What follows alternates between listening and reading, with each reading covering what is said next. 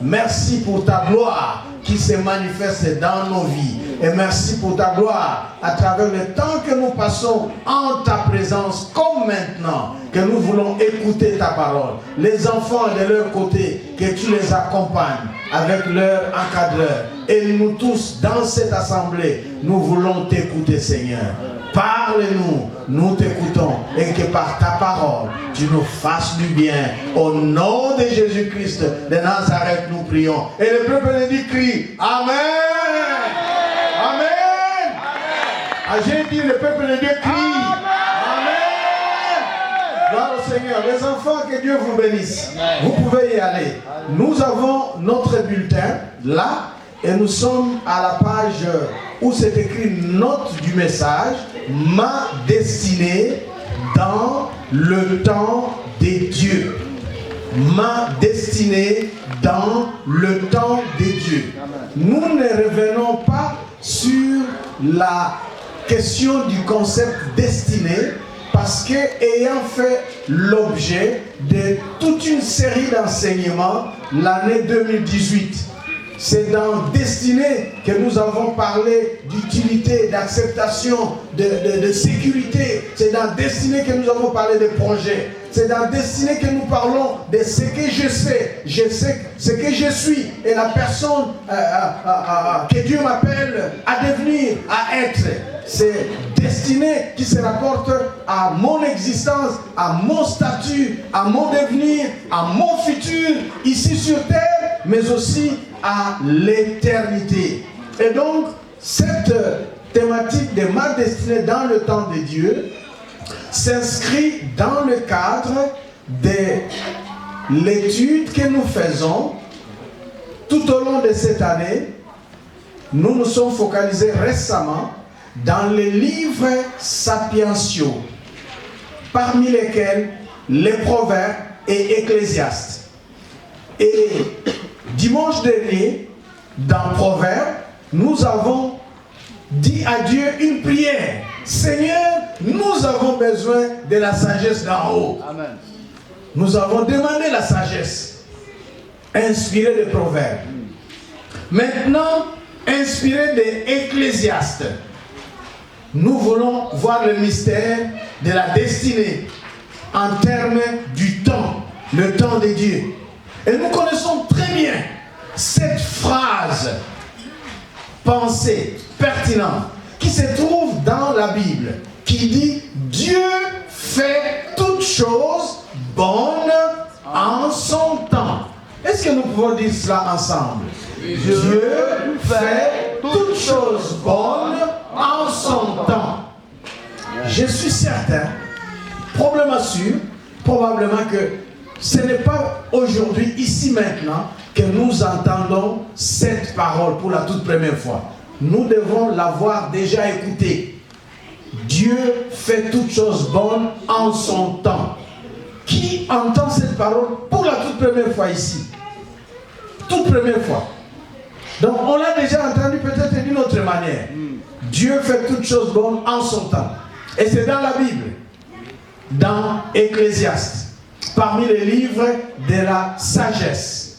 Dans Ecclésiaste, c'est le chapitre 3. C'est donc des Ecclésiastes, et particulièrement du chapitre 3, que nous avons tiré la pensée de ma destinée dans le temps des dieux. Le temps de ces dieux-là, qui fait toutes choses bonnes en son temps. C'est pourquoi cette pensée a été pour nous la pensée maîtresse. Dieu fait chaque chose bonne en son temps. Nous avons préféré remplacer toute par chaque pour caractériser. Au niveau de tout, nous avons l'aspect quantitatif. Et au niveau de chaque, nous avons voulu nuancer sur l'aspect individuel, l'aspect détaillé, chaque chose dans son caractère qualitatif et quantitatif. Dans son état qualitatif et quantitatif, chaque chose, quelle qu'elle soit dans sa nature, Dieu l'amène à se passer, à se produire, à l'existence. Dieu l'a fait arriver bonne en son temps. Son temps, vous regardez, le S est majuscule, le temps de qui? Des dieux. En son temps. Et nous avons des textes que nous allons rapidement découvrir en les lisant. Je préfère, dès le départ, que nous lisions ces passages, bien sûr, en partant d'Ecclésiaste, et nous allons lire les différents passages qui nous introduisent déjà à tout ce que nous allons développer sur la question de la destinée dans le temps des dieux.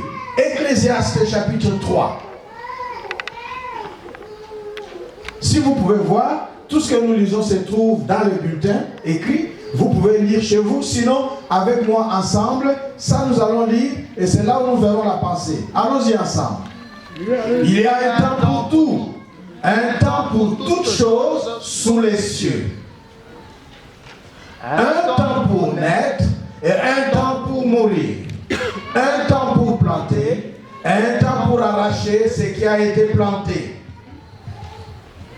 Un temps pour tuer, un temps pour guérir. Un temps pour abattre et un temps pour bâtir. Un temps pour pleurer, un temps pour rire. Un temps pour se lamenter, un temps pour danser. Un temps pour lancer des pierres et un temps pour ramasser des pierres. Un temps pour embrasser, un temps pour s'éloigner des embrassements. Un temps pour chercher, un temps pour perdre. Un temps pour garder, un temps pour jeter. Un temps pour déchirer, un temps pour coudre, un temps pour se taire, un temps pour parler. Un temps pour aimer, un temps pour haïr, un temps pour la guerre, et un temps pour la paix.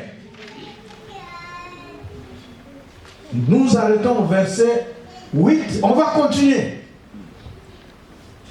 De 1 à 8 d'Ecclésiaste 3. Le style là, c'est un style de contraire. C'est un parallélisme antithétique.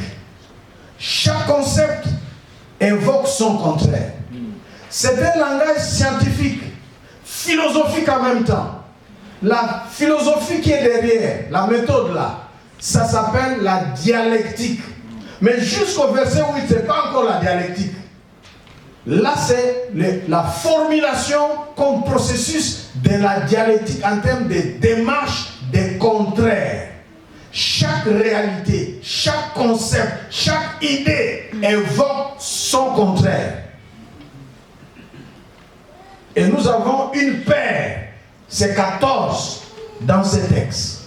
Un temps pour, et puis on donne l'opposé. Un temps pour, on donne l'opposé. Déjà les leçons apparaissent. Déjà les leçons apparaissent. Tu ne peux pas être dans ta vie seulement en train de pleurer. Amen. Amen. Parce que si tu as pleuré, c'était un temps pour pleurer. Il faut que le temps pour rire arrive. Amen. Si quelqu'un continue à pleurer, qu'il arrête de pleurer. Amen. Mais laissez-moi ne pas vite aller avec vous comme ça. Et là, cette démarche de la dialectique, ce n'est pas du sophisme fantaisiste pour évoquer les opposés, les contraires, s'amuser, puis c'est fini. Il y a une synthèse. Maintenant, la partie synthèse. Lisons, versets 9, 10 et 11. Allons-y. Quel avantage celui qui travaille retire-t-il de sa peine? Réflexion. Verset 10. J'ai vu à quelle occupation Dieu soumet le Fils de l'homme. Autre réflexion. Donc le verset 9 et 10 sont des versets de transition pour faire souffler votre esprit par rapport à la tension que de 1 jusqu'à 8 ça vous a créé. Un temps pour ça, un temps pour ça, un temps pour ça, un temps pour ça, un temps pour ça, un temps pour ça. Pam, pam, pam, pam, pam, pam. Mais ça amène où? Détends-toi. Dis à quelqu'un, relax. Relax. Dieu est au contrôle. Relax. Verset 11 maintenant. Le verset 9 et 10, c'est le verset de relax. On te fait réfléchir pour que tu te relaxes. Pourquoi? Voilà la synthèse. Verset 11. Il fait toutes choses bonnes en son temps. Voilà la conclusion. Il fait toutes choses bonnes en son temps. Même il a mis dans leur cœur la pensée de l'éternité, bien que l'homme ne puisse pas saisir l'œuvre que Dieu fait du commencement jusqu'à la fin. Ça, c'est le message clé. Verset 11. Il y a cette façon de basculer et de pivoter. Pam, pam, pam, pam, pam. Mais ne pas oublier qu'en basculant, Dieu me donne de l'intelligence, la pensée, dans le cœur. Que je puisse saisir ce qu'il fait. Mais parfois, ma pensée de saisir ce qu'il fait va jusque très loin à l'éternité, mais parfois je ne peux pas. L'homme ne puisse pas saisir. Il donne la pensée de l'éternité. J'aspire, je projette, je regarde, je planifie, je peux aller beaucoup plus loin. Mais je peux entrer dans les mystères. Mais parfois je me pique là, je me cogne. Je dois céder pour savoir pourquoi je dois céder. C'est ce que nous allons apprendre. Et vous avez de cette pensée les autres passages, parce que nous nous basons dans Ecclésiaste. Et je voudrais ici vous amener très rapidement aux autres passages. Et en parlant, la technique peut balancer les autres passages sans que l'on les lise comme on l'a fait pour Ecclésiaste, sont des textes de base. Et on lira encore les derniers. En Matthieu 16, vous découvrirez versets 1 à 4. Des gens posent la question à Jésus. Et Jésus, pour permettre à notre intelligence de comprendre, il dit, vous savez, regardez le temps et déduire, aujourd'hui, à cause de tel signe, il va pleuvoir. Et il arrive effectivement qu'il pleuve. Scientifiquement, cette façon de regarder le temps et de prédire ce qui arrive en science, ça nous met dans quel domaine? La météorologie. Vous voyez que la Bible mentionne la météorologie. Mais Jésus parle de la météorologie instinctive que Dieu a donnée à l'homme par l'observation. De voir et de dire, waouh, aujourd'hui il va faire beau. Il regarde et dit, demain il pleuvra. Et effectivement il pleut. Ça c'est l'observation des temps, de la climatologie, des saisons, sur le plan géographique, sur le plan écologique. Déjà le temps nous amène dans ce domaine-là. Nous pouvons regarder ce signe et dire, il faut s'apprêter, la mauvaise saison arrive. Ici à Pékin, la mauvaise saison c'est quoi? C'est le grand froid, l'hiver. On regarde le signe. Et Jésus ne s'exclamait dans Matthieu 16 en disant, vous observez ces choses et vous déduisez le temps qu'il va faire et ça se passe comme ça. Et vous ne pouvez pas discerner et interpréter le temps de Dieu, ce que Dieu fait. C'est possible. C'est un exercice. Et le temps de Dieu s'accomplisse en Jésus-Christ. C'est ce que Galates 4, verset 7 nous dit. Éphésiens 5 va nous exhorter à ne pas avoir une conduite déréglée, une conduite négligente.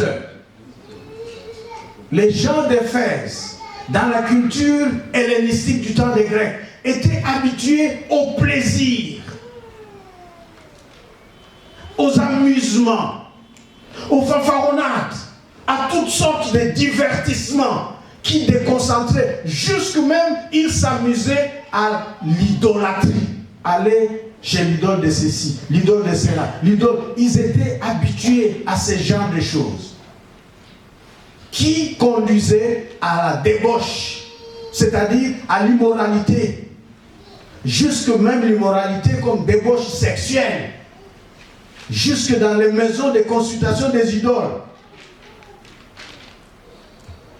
Pas étonnant, aujourd'hui, ce courant existe. Mais le Saint-Esprit par la bouche de Paul va avertir les chrétiens qu'au lieu de vous enivrer, vous laisser dans les excès des tables. On cite l'alcool, l'enivrement du vin, l'enivrement que donne l'alcool. Ça amène à la débauche. En tout cas, les statistiques que je connais sont rares. D'établir que quelqu'un qui s'est enivré dans le second état puisse inventer, créer des choses ou avoir un comportement louable. Au contraire, par exemple, chez moi, je connais la culture de ces papas-là qui s'enivre, qui vient et qui dit à tous ses enfants, et il est là, il peut même commencer à faire pipi en présence des gens. Et les enfants disent, oh papa, papa, et il dit, je vais vous taper tous, vous blaguez avec moi. Ah, moi je me rappelle, j'étais encore jeune en famille, un parent ivre, alcoolique. Il s'était enivré, il a bu avec ses amis et il est allé, je ne sais pas moi, tomber sur la femme de quelqu'un. Dans le bar où j'étais. Et c'est quelqu'un avec ses amis, ils l'ont tabassé, puis ils l'ont jeté dans un ravin. Et les gens sont venus dire à la famille que votre parent se trouve, on l'a vu un homme là-bas et c'est lui, on l'a reconnu. On est parti le prendre dans le ravin ne sachant rien, sous l'hiver. On l'a porté jusqu'à la maison. On l'a lavé. Et c'est après l'ivresse qu'il se demande comment est-ce que je me suis retrouvé ici. On lui a raconté tous les récits. Ne vous enivrez pas de vin. Ça conduit à la débauche. Au contraire, enivrez-vous du Saint-Esprit. C'est ça Ephésiens 5. Parce que si vous êtes rempli du Saint-Esprit, voilà le résultat. Ça va vous donner de discerner à quel moment de la vie vous êtes. Comment se passe le temps. Quels sont les signes du temps? Et vous allez racheter le temps. Pourquoi? Parce que les jours sont mauvais. Ça c'est Ephésiens. Amen. Amen. Donc, le temps est discernable. Le temps est rachetable. Et lorsque nous ne le discernons pas, il peut nous échapper. Et lorsque nous ne le rachetons pas, il peut être perdu. C'est comme ça que Jésus s'est plaint sur Jérusalem. Il dit, Jérusalem, cette ville sainte sacrée, à laquelle Dieu a envoyé des prophètes, qui sont venus. Mais toi, Jérusalem, tu n'as pas connu, tu n'as pas discerné, tu n'as pas reconnu le temps que Dieu t'avait visité. Ah, je ne voudrais pas que quelqu'un rate le moment où Dieu le visite. Amen. Mais pour cela, tu dois apprendre à lire les signes de temps de ta vie. Amen. Amen. Et donc, cette méditation nous amène à voir comment Dieu fait chaque chose bonne en son temps. Et comme Dieu fait chaque chose bonne en son temps, il va nous engager dans ce temps. Écoutez-moi très bien. Il va nous emballer dans ce temps. Il va nous accompagner dans ce temps. En nous engageant, en nous invitant, en nous accompagnant dans ce temps, Dieu nous donnera de comprendre certaines choses à partir des signes liés au temps, mais il y a aussi des choses que nous n'aurons pas à comprendre. Ok? Lisons un passage qui m'a fait beaucoup de bien. Quand j'étais jeune dans la foi, par rapport au mystère de la souveraineté de Dieu et du temps et de sa façon d'opérer, c'est resté une vérité jusqu'à présent. Deutéronome 29, c'est le dernier verset de ce chapitre. Deutéronome 29, le verset 28, dernier verset. C'est simple. Dans d'autres versets, nous on disait Deutéronome 29, 29, Deutéronome 29, 28. Dernier verset de Deutéronome, simple. Lisons. L'Éternel les a arrachés de leur pays avec colère, avec fureur. Non, non, non. Est-ce qu'il y a un verset suivant?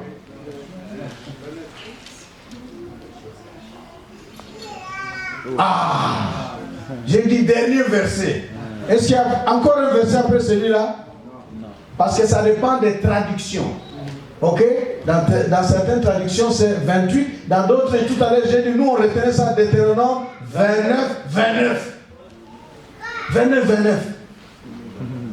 Dernier verset, ça dépend des traductions. Alors, c'est ça notre verset. Allons-y. Les choses cachées sont à l'Éternel, notre Dieu. Amen. Amen.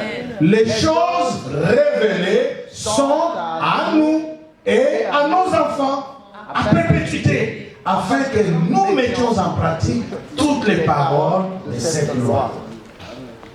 Les choses que Dieu ne te révèle pas, tu as le droit, tu cherches, mais il ne te les révèle pas. Reconnais que tu es créature, lui est Dieu, que ça reste à Dieu. Mais le problème de Dieu avec nous, toi et moi, c'est quoi? Qu'est-ce que tu as fait de ce qu'il t'a déjà révélé? Qu'est-ce que tu as déjà fait? Qu'est-ce que tu fais de ce qu'il t'a fait connaître? Nous cherchons, Dieu parle-moi, révèle-moi, et il n'y a rien. C'est comme si Dieu voulait te dire ce que je t'ai déjà dit. Qu'est-ce que tu as fait avec? Amen. Il nous révèle des choses. Les choses que Dieu me révèle sont à qui? À moi. Allons-y. Les choses que Dieu me révèle sont à qui? À moi et à mes enfants, à perpétuité. Pour faire quoi? Pour les mettre en pratique. Et ce que Dieu ne me révèle pas, je laisse ça à qui? À Dieu. Qui s'en occupe? On peut s'arrêter là, c'est fini. Amen. Amen. Mais nous devons continuer pour nous aider à mieux comprendre.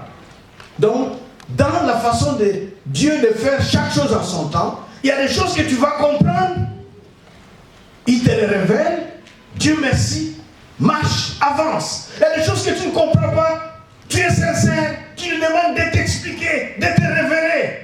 Et tu es sincère et il n'y a aucune révélation, aucune explication. Dis, Seigneur, à toi la gloire. Garde tout. Ce n'est pas parce que Dieu ne t'a pas révélé cela qu'il n'a pas contrôle sur cela.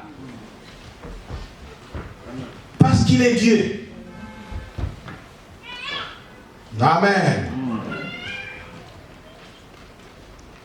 Alors, dans le langage de la Bible, la notion de temps, partant du langage courant déjà, la notion de temps est une notion existentielle qui est attachée à l'écologie, à la géographie, à la physique, à notre existence. L'histoire même est définie en fonction du temps. On va parler du passé, on va parler du présent, on va parler du futur. C'est le temps. Et le passé, le présent, le futur, ça fait le temps. Et notre histoire se déroule dans le temps. Et la vie et l'histoire va se dérouler, ça va se dérouler en fonction des paramètres.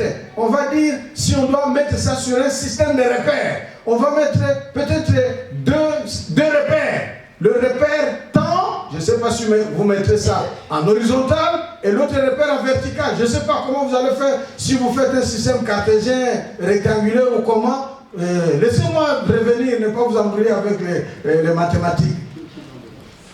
Mais vous avez toujours notre vie qui se déroule en fonction et dans l'espace et dans le temps. Les deux paramètres. L'espace, là où nous nous trouvons, partout où nous allons et ce que nous faisons, et nous nous trouvons là à quel moment? C'est le temps.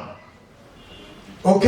Et lorsque, en fonction du temps et de l'espace, je me trouve à un moment précis, ce qui se passe là, ce temps-là, momentum. Les Grecs vont l'appeler le kairos. Le temps d'accomplissement et de réalisation. Et pour dire que le temps, il est une réalité temporelle non vide.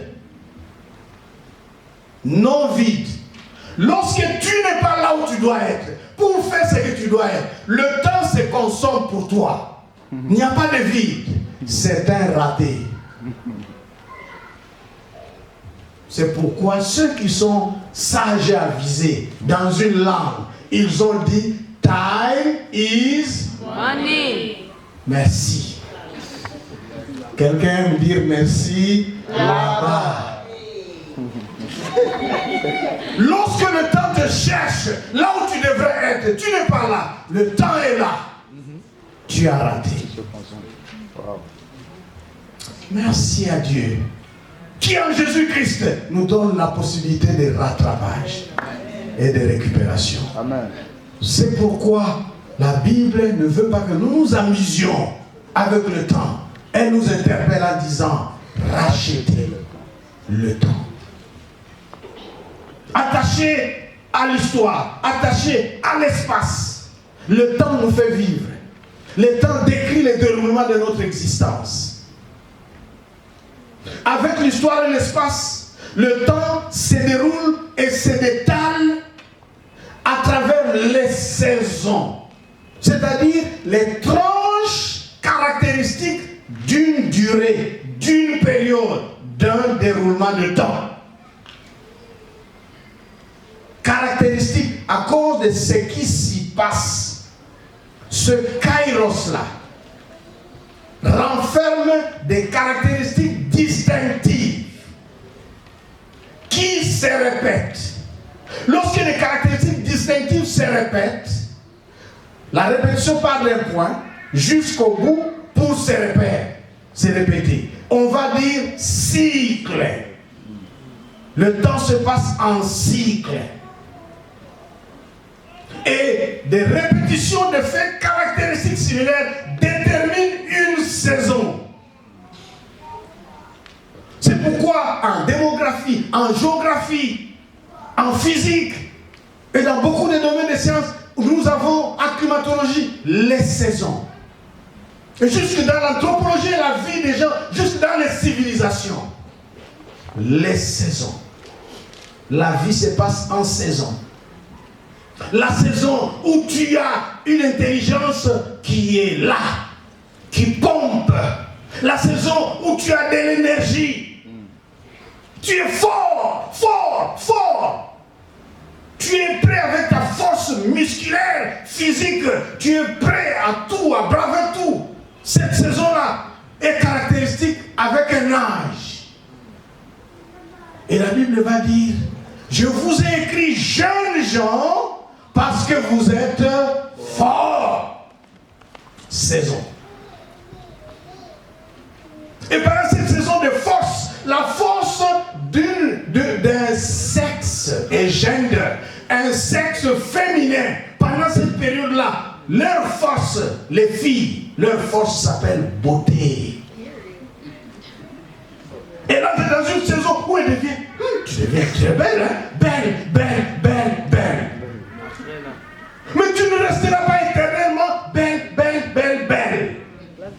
Et c'est pendant cette saison de belle, belle, belle, belle, belle, belle, belle, belle, belle, belle, belle, belle, belle, les jeunes gens voient et t'entourent et t'approchent. Si tu n'es pas sage, tu gaspilles. Et lorsque la saison va passer, tu cherches autour de toi, il n'y a personne. Tu commences à dire, Seigneur, Seigneur, Seigneur, qu'est-ce que je fais? Tu n'as pas discerné le temps où le Seigneur t'a visité.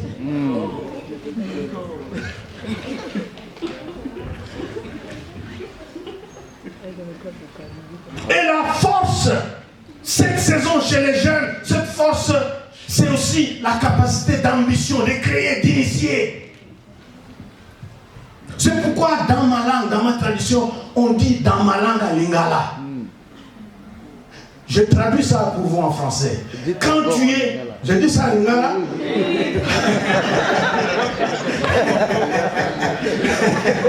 Pourquoi vous voulez à Lingala? Donc ils disent ceci. Quand Ozana nous élengue, Ozana minu, bukamipua.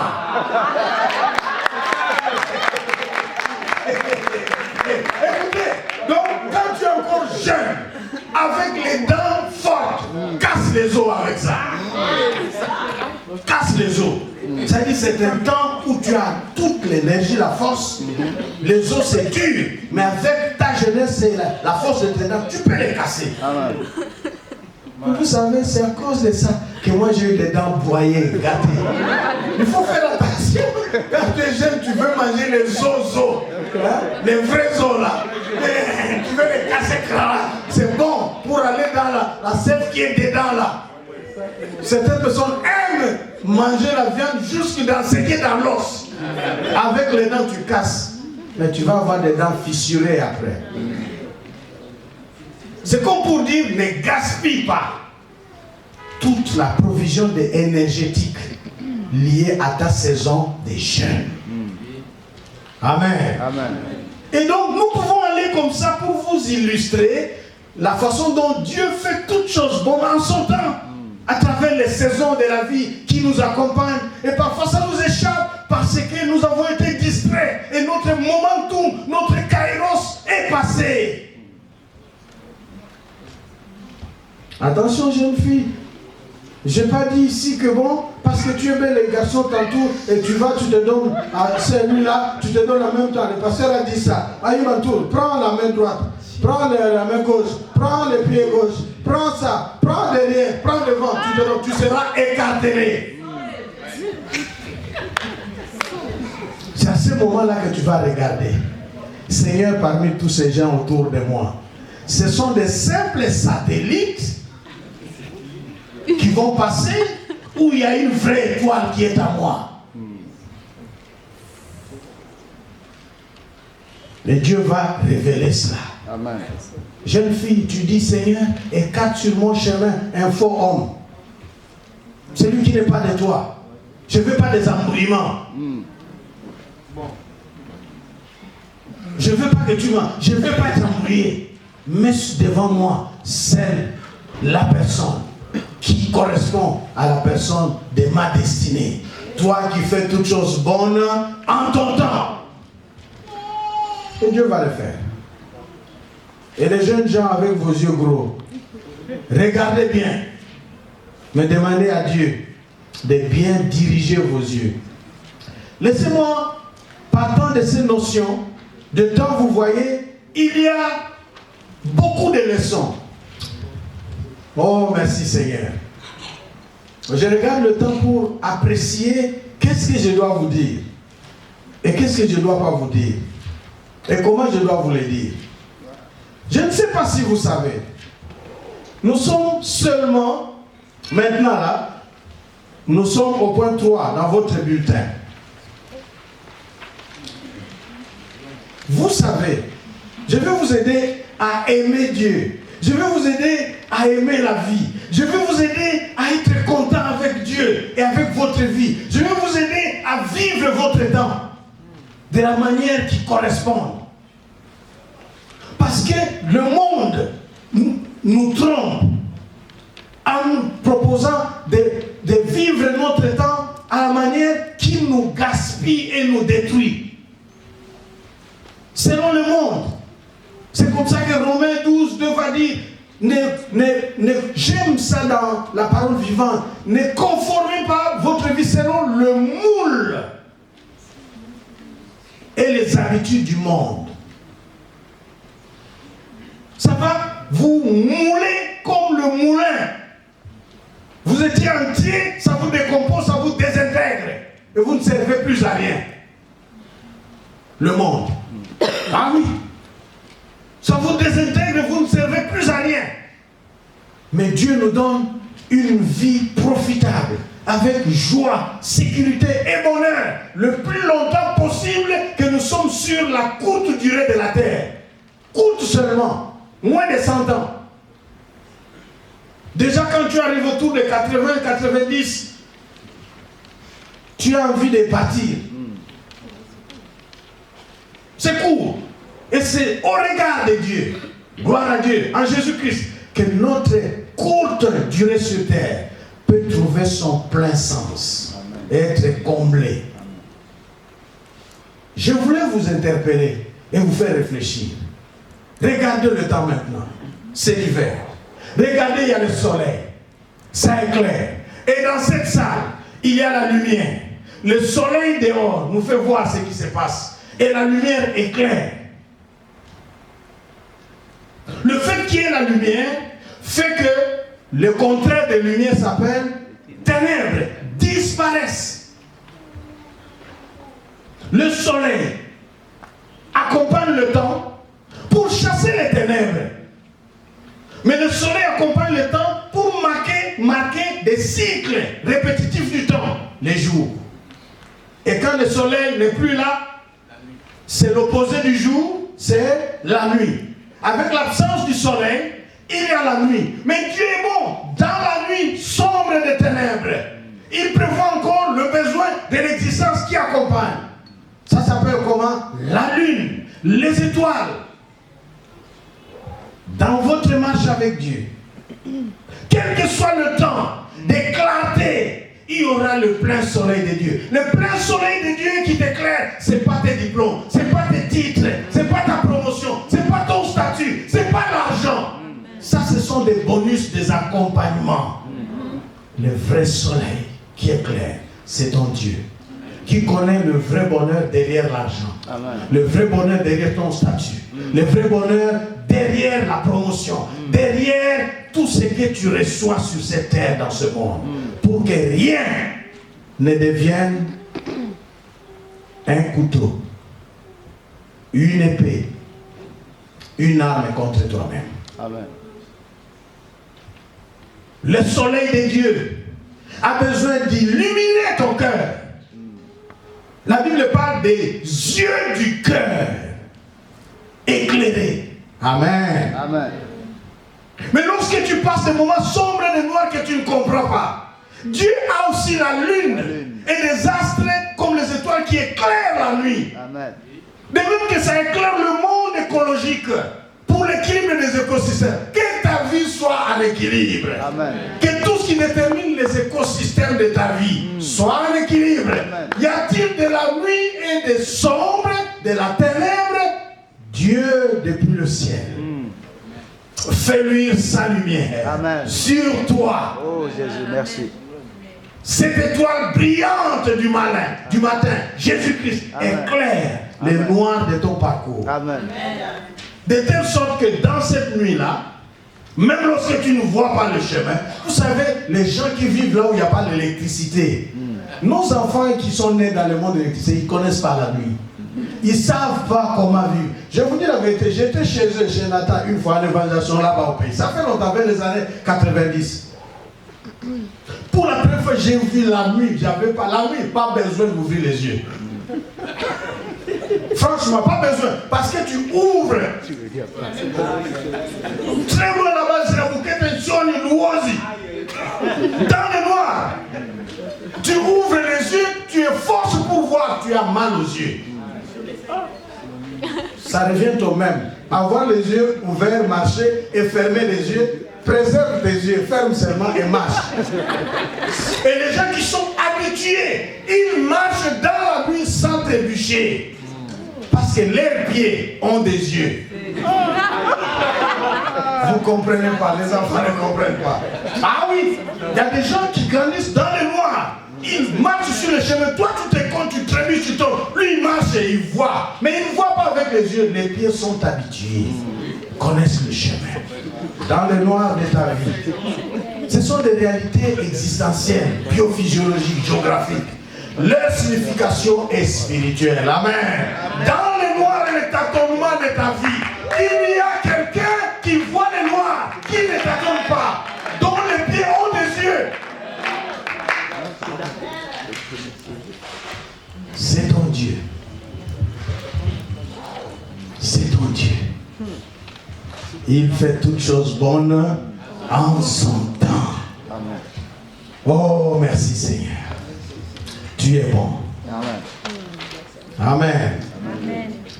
C'est ainsi que je voudrais vous amener ici à un certain nombre de... Je vous ai parlé ici des points synonymes avec le mot-clé, concept. J'ai évoqué moment, période, saison. les jours, instants, les temps, les périodes, tout ça. Je vous amène au point 4 avec la notion de temps chez l'Ecclésiaste et les leçons que nous pouvons en tirer. Le Seigneur est bon.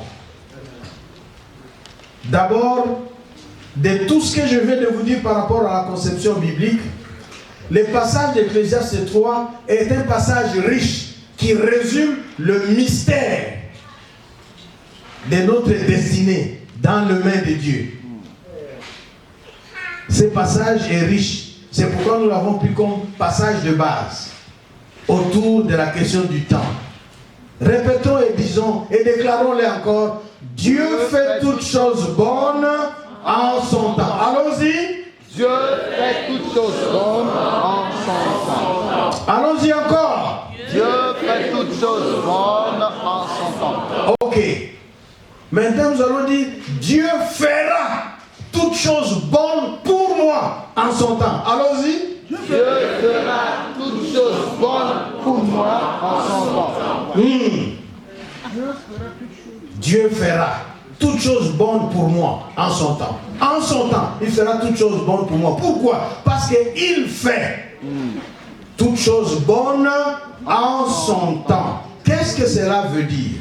Alors, ici, je veux vous donner des pensées élaborées. D'abord, comprendre selon Ecclésiaste, qui est un livre à caractère très philosophique. Nous devons comprendre que chaque réalité humaine comporte son aspect négatif et ses limites. C'est pourquoi vous voyez, dans le chapitre 3, il est dit, il y a un temps pour aimer et un temps pour cesser d'aimer. Ceux qui sont mariés savent cela.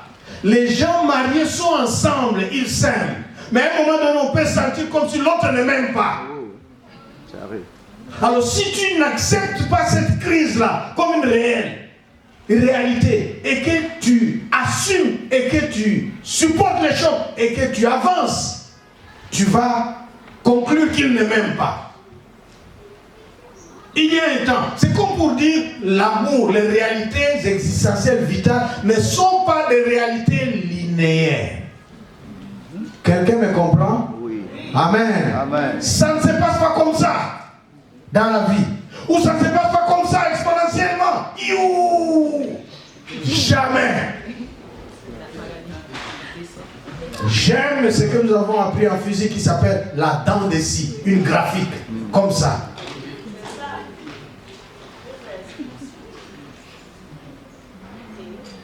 Non, non. Dent de scie. C'est une bonne graphique qui décrit la vie. Amen. Ta femme, même si les femmes ont le don spécial d'aimer depuis leur cœur plus que les hommes, ça c'est la vérité.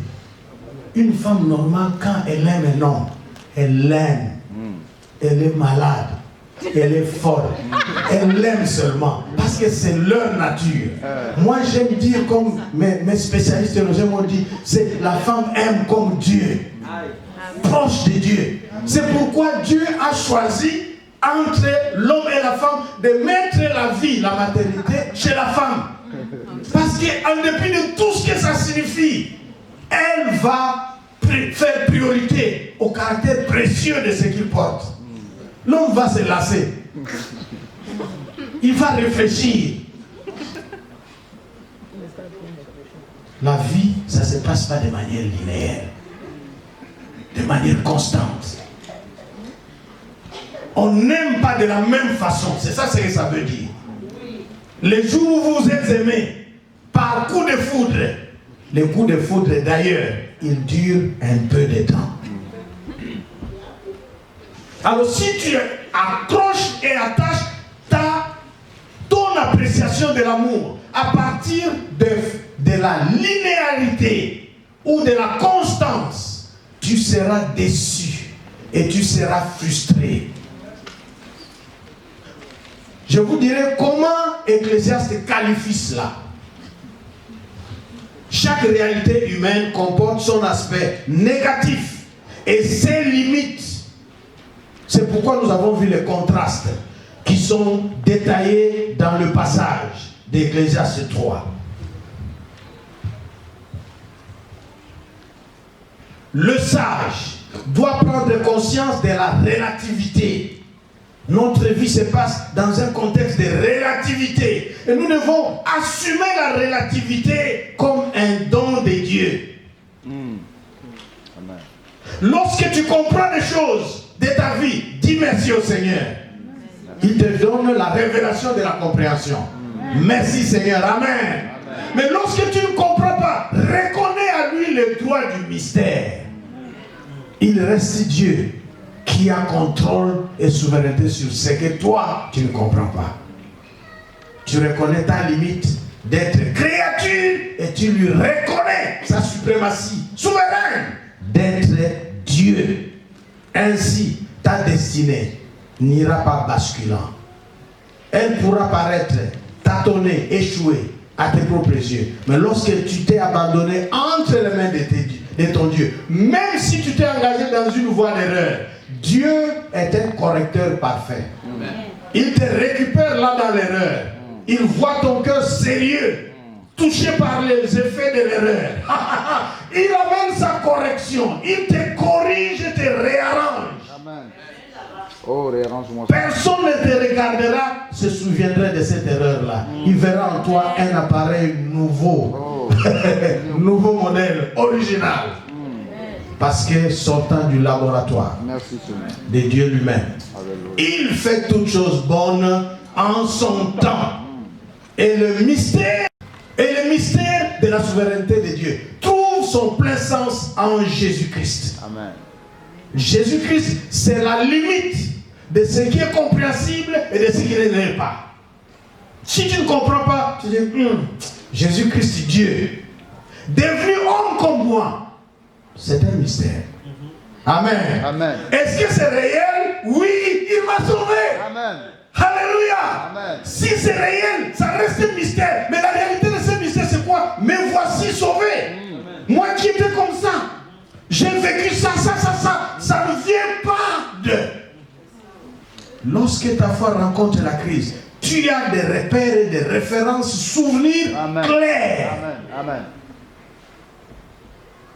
Qui dirige et reconnecte tes regards sur Dieu en Jésus-Christ, qui renferme le mystère, mais un mystère réalité à travers toi, mystère réalité à travers l'église, à travers cette famille, à travers les miracles que nous vivons, à travers le don du Saint-Esprit, beaucoup de choses. Ce sont des bonus que Dieu nous donne pour nous accompagner, pour dire, ne sois pas distrait par le caractère mystère. Le mystère devient réalité lorsque Dieu nous fait grâce de la révélation. Mais Dieu veut que nous continuions à être humbles en sachant que jamais nous deviendrons Dieu. Sinon, c'est le péché qu'a voulu commettre Adam. Devenir comme Dieu. Tu souffres des choses que tu n'arrives pas à appréhender, à bien saisir. Humilie-toi sur la main de Dieu parce que tu es être humain. Amen. Amen. Amen. Et tu lui reconnais la souveraineté du mystère. Oh, merci mon Dieu. Laissez-moi ici, toujours, Ecclésiaste, prenez quelques versets avant qu'on aille au dernier point où nous avons des vérités pertinentes que nous allons lire et prier. Parce qu'après, nous prenons les offrandes et nous terminons notre culte avec quelques annonces. C'est bon, Dieu est bon. Ecclésiaste, pardon. Je vous donne des passages seulement d'Ecclésiaste, des passages qui complètent le chapitre 3 que nous avons lu concernant le temps. Ecclésiaste chapitre 3, verset 13, 17 et 22. Ecclésiaste chapitre 3, verset 13, 17 et 22. Ecclésiaste chapitre 7, verset 14. Chapitre 7, verset 14. Ecclésiaste chapitre 8. Nous sommes dans Ecclésiaste seulement. chapitre 8, versets 6, 7 et 15. 6, 7 et 15. Puis chapitre 9, versets 9 et 12. Chapitre 9, versets 9 et 12. Et enfin, chapitre 10, verset 14. 10, verset 14. Quelle vérité pertinente ressort de cette notion de Dieu qui fait toutes choses bonnes en son temps? Première vérité. Dieu est le Seigneur du temps. Il est le Seigneur du temps. Le principe c'est quoi? C'est lui qui a créé le temps. Et il a créé toutes choses. Nous comme créatures, nous ne devons pas oublier cela. C'est Dieu qui a créé le temps, il est le Seigneur. Et nous, nous ne sommes que des instruments. Toute la créature est nous-mêmes instruments. Ça c'est le principe. Être l'instrument de Dieu à son service. Il est le Seigneur du temps. Qu'en son temps, il fasse ce qui lui plaît de moi. Amen. Amen. Deuxième vérité, le temps est un don de Dieu. Le jour. Qui a vu le jour aujourd'hui? Qui a vu le jour aujourd'hui? Qui n'a pas vu le jour? Qui a vu le jour aujourd'hui? Il a vu. Il voit le jour. Il consomme le jour. Il est là. C'est un don de Dieu. Si quelqu'un te fait un don, comme les jours que tu as vus, tu vas lui dire quoi? Quelle attitude? Reconnaissance. C'est le principe. Le temps est un don de Dieu. Le principe c'est quoi? La reconnaissance et la jouissance. Voilà, les jours s'est levé. Tous on n'est pas ici. Il y a de ceux qui sont restés faire de leur jour ce qu'ils veulent. Mais tu as dit, ah me voici. Éveillé, vivant. Je fais quoi? Je vais adorer mon Dieu. Reçois le don du temps. Sois reconnaissant envers ton Dieu et jouis-toi de cela. Amen. Amen. Quelles sont les jouissances que tu as prévues pour ces jours? Manger. Amen. Amen. Comme à la fin de ce culte, tous les couples et ceux qui sont là, nous allons manger. C'est le don de Dieu pour le temps. Rire. Vous venez ici, on dit un temps pour pleurer, un temps pour rire. Qui veut pleurer ici? Pleure. Si c'est ton temps, pleure. Mais qui veut rire? Rire. Entre nous, biologiquement parlant, scientifiquement, médicalement, entre rire et pleurer, qu'est-ce qui est bon pour la santé? Qu'est-ce qui est mieux pour la santé? Rire.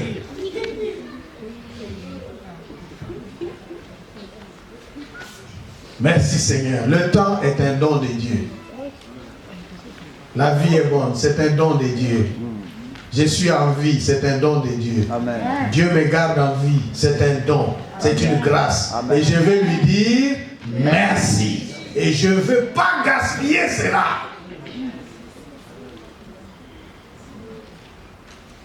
Et c'est là, Dieu fait toutes choses bonnes en son temps. Aujourd'hui, il te donne la grâce de recevoir ces dons. Dis-lui merci, jouis-toi-en.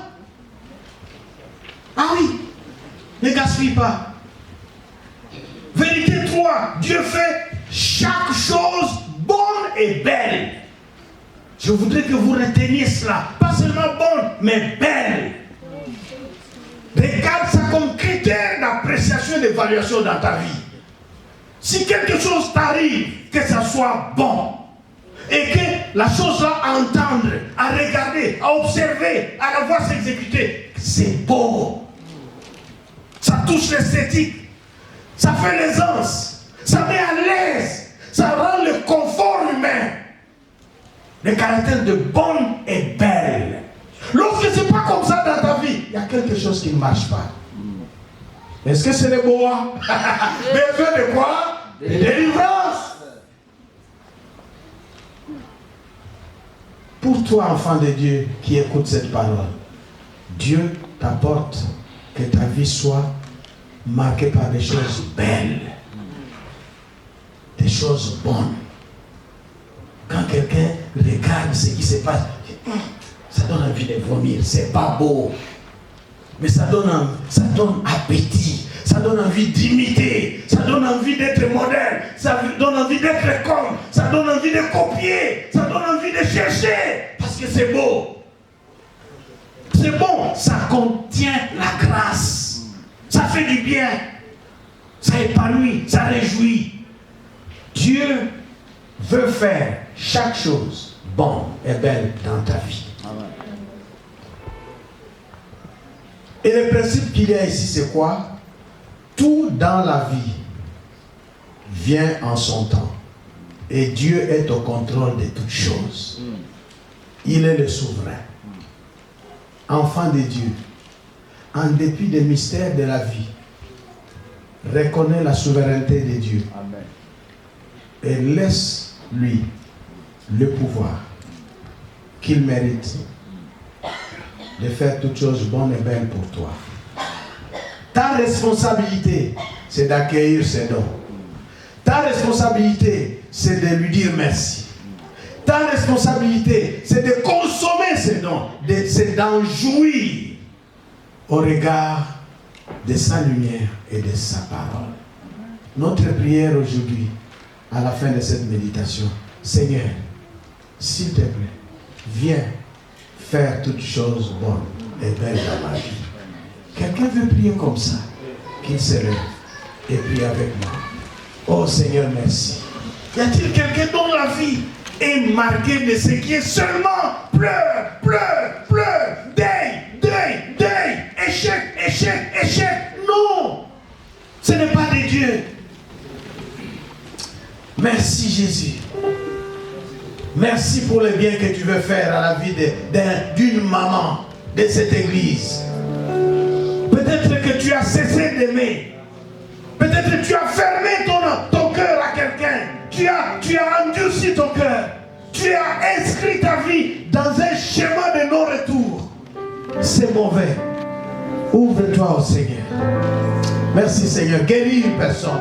Guéris un cœur. Guéris Seigneur un esprit déprimé.